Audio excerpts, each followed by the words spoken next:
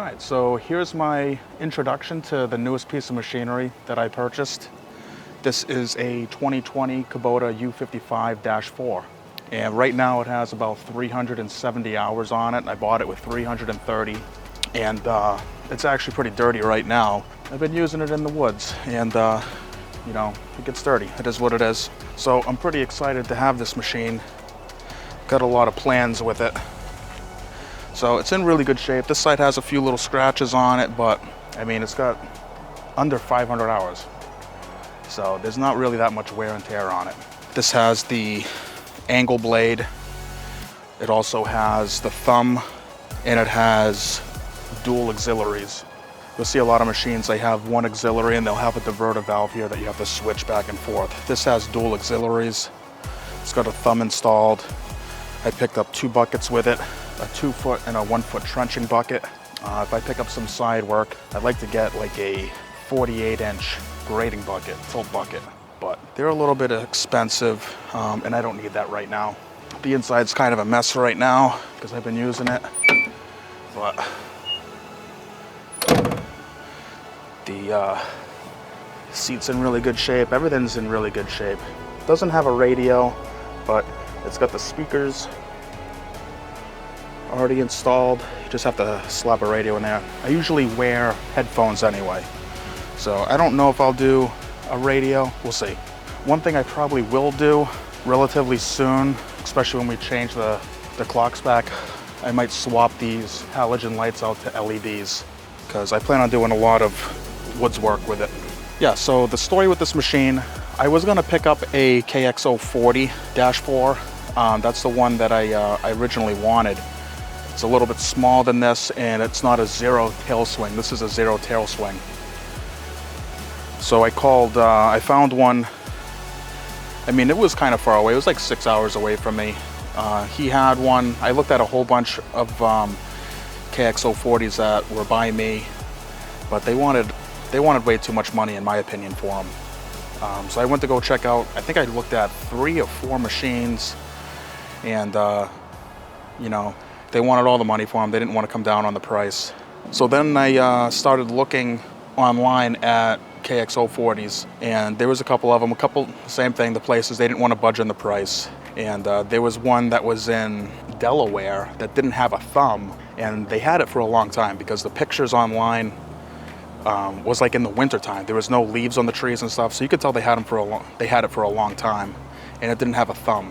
So I called them and I asked them, hey, can you source the thumb? You know, there's a lot of times, especially if it's like a rental, you know, sometimes they want certain attachments, so they'll take the thumb off. Maybe they had the thumb laying around, so they couldn't find the thumb. And then when I told them, yeah, I wanted a thumb on it, and then I just threw a Hail Mary out there. I'm like, look, I'm gonna give you this much, you know, without the thumb, and I'll give you an extra $1,000 if you find the thumb. And they came back and they were like, no, it's gonna be the price that we have it listed at, and if you want the thumb, it's gonna be an extra, you know, $2,000 or whatever. And I'm like, all right, whatever. So then I found another machine, and I think it was a KX040. It had 800 hours. It was a 2018. It had the dual auxiliaries and the 6-way blade, which is pretty sweet. And I offered him what I wanted to pay for it, what I felt it was worth. He agreed, and I seen on his website that he had this machine, and it was going up for auction that day.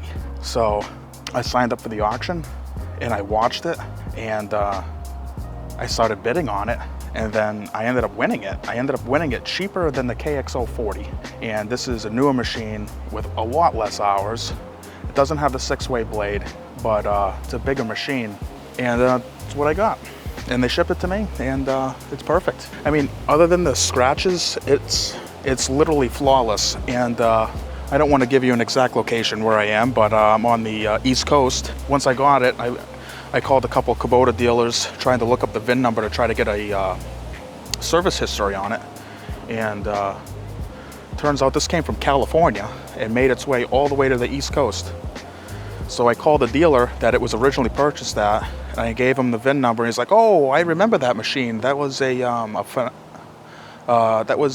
guess the guy that bought it ran into some financial trouble, and he ended up bringing it back to the dealer. He turned it in. Yeah, I mean, the only like damage on it is This right here has some pretty good scratch.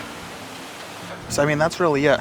Other than that, and just needing a cleaning, there's nothing wrong with it. It's perfect. I mean, if I bought a brand new machine and brought it home here and took it out in the woods and did what I did, this would be the wear on it. I mean, the counterweight down here has a couple little pieces that are broken off, the paint chipped. But other than that, I mean, it's flawless. Oh yeah, and then the scratches on this side. So there was scratching something here.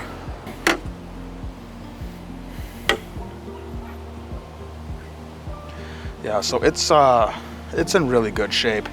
And I got the service history on it. You know, he had it serviced at the dealer, and I just service it. If you see my oil change videos, I did a service on this. This thing is good to go. Yeah, so other than like light scratches, but I mean, you're gonna get that with a used machine. So I lucked out. I think I really scored on this. I could list this for sale right now at my current location and probably make $10,000 on this, just flipping it. But I'm glad to have this thing. I'm gonna put this through a lot of work. The only downside to this, and I didn't realize, because you know, I'm used to my tractor over there. Tractor sips fuel. This thing, if you're running it all day and you're working with it, you're gonna use 15 gallons of diesel, that was a shocker for me. I wasn't expecting that. So I guess welcome to the real world of construction equipment. I'm gonna have to get a transfer tank. So this machine is quite heavy. I wanted the KX40 so I could tow it myself, possibly with my F250 over there. This machine is substantially heavier. I don't think I will ever be able to tow this. And I don't think my F250 will be up to the task. I think this thing comes in, I think the driver said it was 12.5. So this would be tough for me to tow. And I don't have a CDL, so the KX040, that's like a sweet spot. You can get right underneath the CDL requirements. But if you're familiar at all with the KX57s, this is basically the same engine, same hydraulics as the KX57. The only difference is this is a zero tail swing, and I believe the dipper is a little bit shorter. Either the boom or the dipper is a little bit shorter on this versus the 57, because the 57 has a counterweight that goes way over the tracks.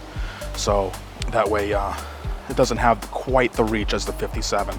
But I believe this machine has more breakout force up close because it has a shorter stick. But yeah, as for operating this thing, I'm pretty much getting the hang of it. I was used to my backhoe attachment that was on the tractor, and I switched this over to the cat controls because that seems like the most common type of controls. So I figured I would learn how to use those, and I pretty much got the hang of it now. Every once in a while I'll have a little screw up, but I already done a lot of stuff with this. It's unbelievable. It's unbelievable. The only problem is just all the rain we've had. It's been raining constantly. Yesterday we had like an inch of rain. So getting this thing out into the woods is very difficult. Yeah, so I look forward to doing a lot of projects with this machine. And if this is your first time here, consider subscribing, and I'll see you on the next one.